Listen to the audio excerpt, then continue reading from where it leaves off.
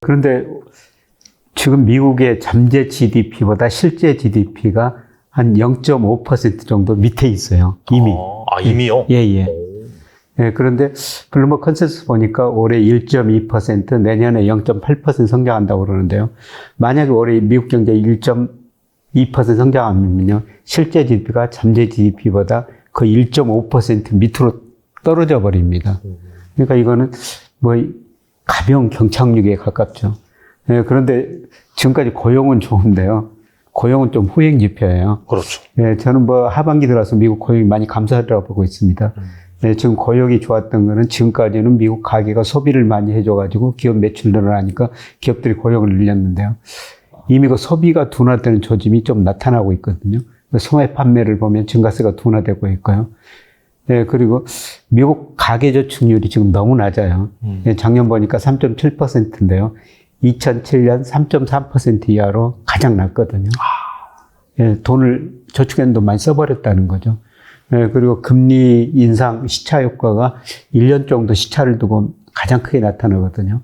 그래서 작년 3월부터 금리를 인상했으니까 아마 서서히 소비가 줄어들기 시작하고요. 3분기 가면 소비가 감소할 거로 보고 있습니다. 네, 그럼 기업 매출이 줄어들고 고용도 줄어들고 아마 연착륙보다는 경착륙에 미국 경제가 가까울 것 같습니다. 블룸버그 컨센서스를 보면서요. 내년에 모든 나라 경제 성장률이 올해보다 올라간다는 겁니다. 네, 그런데 미국만 유일하게 선진국 중에서 네, 성장률이 내년에도 떨어진 거로 전망이 돼 있어요. 예를 들어서 유로 경제 내년에 한 1.2, 일본도 1.0으로 전망해 놨더라고요. 네, 그런데 미국은 0.8이에요. 내년에는 미국이 일본이나 유로 경제보다도 더 성장률이 떨어질 거라는 겁니다. 네, 그런 거 미국 경제 내에 쌓인 문제가 많기 때문에 앞으로 상당히 오랫동안 미국 경제는 좀 저성장이 불가피하겠구나. 네, 그렇게 생각했는데, 블룸버그 컨센서스도 보니까 그런 식으로, 블룸버그 컨센서스라는 것은 주로 미국 경제 전문가들한테, 블룸버그가 물어가지고 중간값을 제시하는 건데요. 네, 그게 계속 그 내년 성장률이 낮아지고 있습니다. 저는 뭐 주가가 조만간 급락 한번 할 수 있다고 보고 있거든요. 미국 주가가. 네, 기본적으로 우리 주가는 뭐 명목 GDP 유동성 이런 경제 변수 평가해 보면 가소평가 영역이 있어요. 그런데 미국은 명목 GDP, 뭐 산업 생산, 소모 판매, 고용, M2 이런 거 가지고 종합적으로 평가해 보면요. S&P 500 기준으로 아직도 10%나 가대평가돼 있거든요. 그래서 저는 뭐 아까 말씀드렸습니다만은 2분기 후반, 3분기 들어가면서 소비가 감소하고 기업 매출 줄어들고 기업 이익이 줄어들 수밖에 없어요. 기업 이익이 줄어들면 고용은 미국 고용은 정말 탄력적이거든요. 미국 기업들이 고용을 줄일 수밖에 없죠. 그래서 실물 충격이 오면서 조만간 미국 주가가 한 10% 안팎은 떨어질 수 있다. 지금 서서히 좀 리스크 관리를 해야 될 시점이 아닌가 그렇게 보고 있습니다. 미국은 전저점 테스트 가능이, 미국 S&P 500이 지난번에 한 3,500까지 떨어졌지 않습니까? 네네. 근데 지금 미국 적정 주가 추정해 보니까 한 3,500 정도 나와요. 뭐 그 정도까지는 떨어질 수 있다고 보는데요. 그런데 우리나라는 뭐 명목 GDP, 일평균 수출 금액, 그 다음에 통화량, M2, 이런 걸 고려했을 때 우리나라 저평가 영역에 들어섰습니다. 그래서 우리 작년 9월에 우리 코스피가 2135까지 떨어졌고 연말에 2180까지 떨어졌었는데요. 저는 우리 주가는 그렇게 많이 안 떨어지라고 보고 있고요.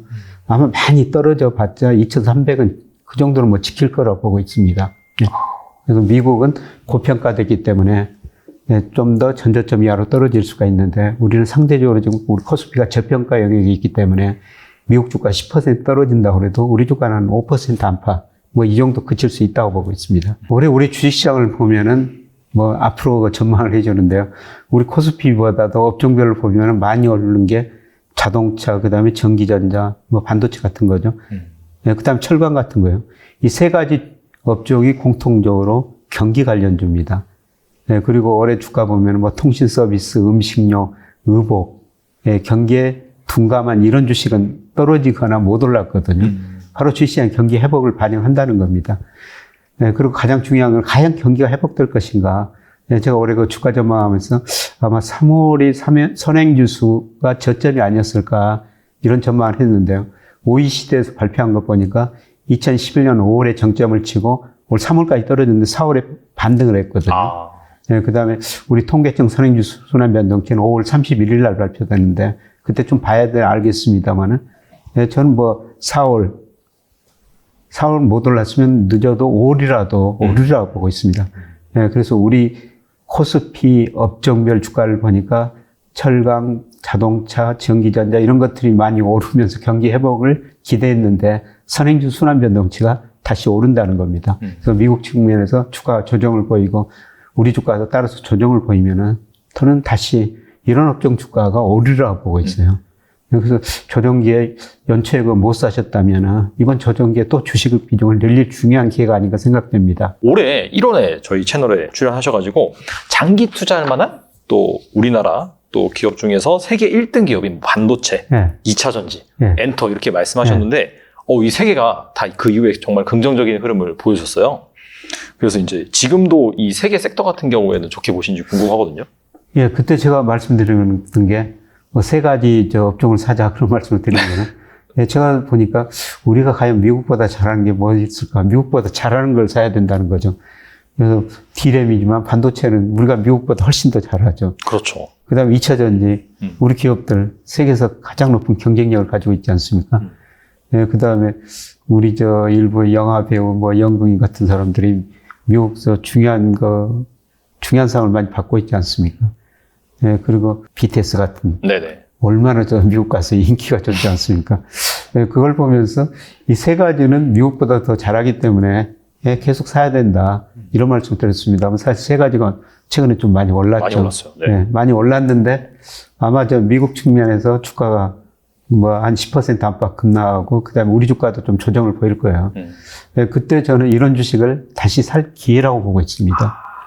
최근에 2차 전지가 예, 가장 좀 뜨거웠는데 일부 종목 엄청 올랐죠. 엄청 올랐어요, 진짜. 네. 예, 그러다가 지금 이렇게 추세는 성장인데요. 이 추세에서 너무 2로 벗어난 겁니다, 최근에.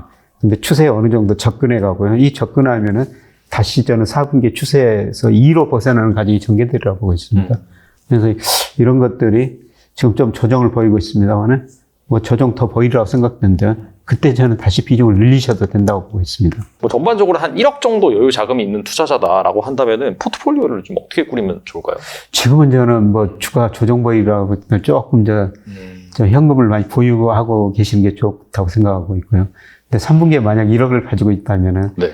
예, 저는 3분기에 70%를 주식을 사고 있었습니다. 예. 주식 중에서도 아까 말한 세 가지 업종. 네네. 예, 그거를 좀 많이 편입하고 싶고요. 예, 그 다음에 20% 정도는 채권. 예, 그 다음 아까 말씀드렸습니다만은 10% 정도는 금 관련 투자. 비트코인 같은 코인도 좋고요. 네네. 한 10% 정도는 금이나 코인 같은 투자 하셔도 예, 되리라고 보고 있습니다.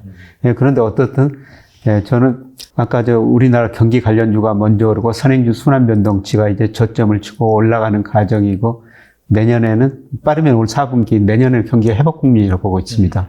그래서 주가가 저평가된 게 제자리를 찾아가는 과정이니까 지금은 주시장에 가장 큰 관심을 가져야 하실 시기라고 보고 있습니다. 어떻게 보면은 조만간 찾아올 그런 하락 같은 경우 어떻게 보면 마지막으로 싸게 살 수 있는 매수기가 될 수 있다. 이제 그렇게 보시는 거겠네요. 예, 기간의 문제지만은 앞으로 1년 정도만 본다면은 올 3분기가 앞으로 가장 싸게 살 수 기회가 있는가 예, 그렇게 보고 있습니다. 네. 그래서 지금 사실 어떻게 보면은 경기 시장 안 온다 막 그러면서 유동성이 지금 풀리면서 몇몇 주식들이 막 올라가고 있는데 네. 약간 좀 기다리시면 좀 조심할 필요가 있다. 예, 그렇게 보이시네요. 예, 그렇습니다. 그리고 채권 같은 경우에는 미국채를 사는 게 좋을까요? 아니면 한국채를 사는 게 좋을까요? 예, 저는 우리 국채를 사시는 게 훨씬 더 좋다고 생각하고 있고요. 왜냐하면은 물가 하락률, 상승률 최근에 우리가 미국보다 더 빨리 떨어지고 있습니다. 그렇죠. 네. 예, 그리고 경제 성장률은 미국하고 우리나라 거의 비슷한데요. 물가 상승이 더 빨리 떨어지고, 예, 그 다음에 미국은 국채를 사줄 사람들이 그렇게 많지 않아요. 예, 그동안 미국채를 애국인이 많이 사줬는데요. 근데 앞서 중국인이 계속 팔고 있다고 그랬죠. 그래서 애국인 비중이 계속 줄어들고 있고요. 애국인 비중이 줄어들 만큼 연준이 계속 사줬었습니다. 예, 그런데 연준도 지금 물가 때문에 양적 축소를 해야 될 상황이지 않습니까?